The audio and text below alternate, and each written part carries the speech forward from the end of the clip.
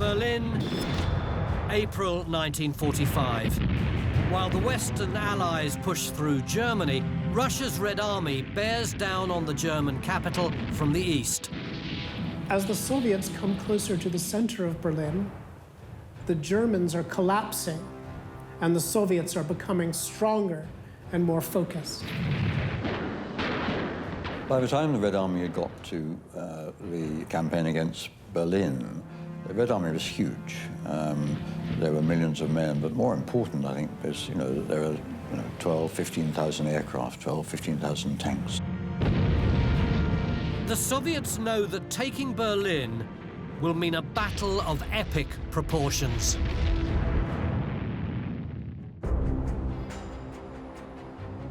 Berlin, April 1945. Germany's capital is surrounded by the Soviet Red Army.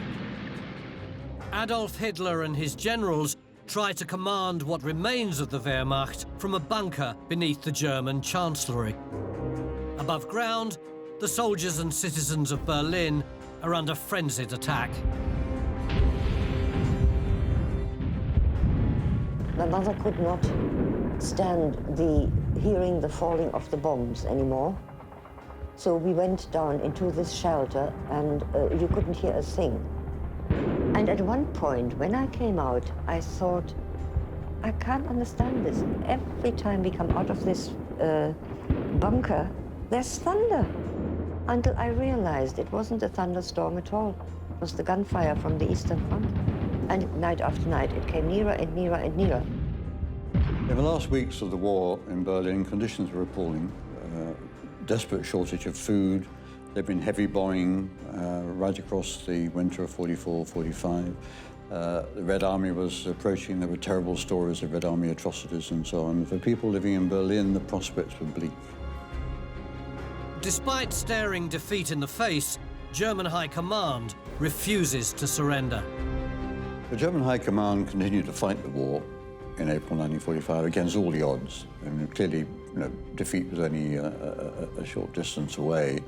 But as long as Hitler was alive and he was their supreme commander and he was telling them to go on fighting, they went on fighting. But for German people, they just wanted the war to end. They wanted the bombing to stop. Everybody was terribly weary, but you couldn't do anything about it. You wanted to escape it, but you couldn't. The German army was scraping the bottom of the barrel when it came to recruitment. Small children are being dragged into the German armed forces to use rocket launchers against tanks. And elderly people are being dragged into the battle for Berlin because that's all that's left. The old home guard, the Volkssturm, the men, some over 70, they gave them, I think they were Belgian rifles with no ammunition. And they expected them to go out and fight. Berlin was encircled. Red Army drove north and south of Berlin to complete the encirclement. And then they had to begin street-by-street fighting. There's bitter hand-to-hand urban warfare among the rubble of Berlin.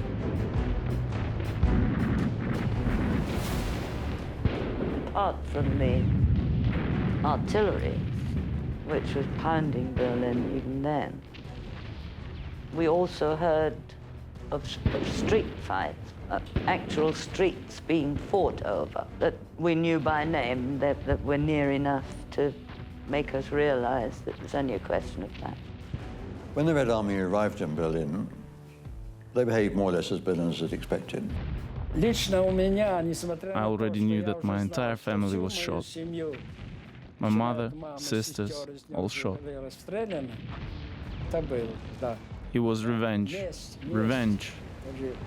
In some cases, some guys picked up a dead German, tied him to a pole, stretched out his arm, pointed his hand to the east. These are the tricks we played. In his underground bunker, hidden away from the fighting, a deluded Hitler tries to maintain the illusion of command. He was leading a a hollow existence. He was moving armies around on a map that didn't exist. He was giving orders to people who, were about to surrender. He was living in a fantasy world now, a kind of vast Wagnerian drama in which he would go down in a pool of blood and fire. On April 30th, 1945, Adolf Hitler's dream of a 1,000-year Reich finally comes to an end. He bites onto a cyanide capsule and then shoots himself in the head.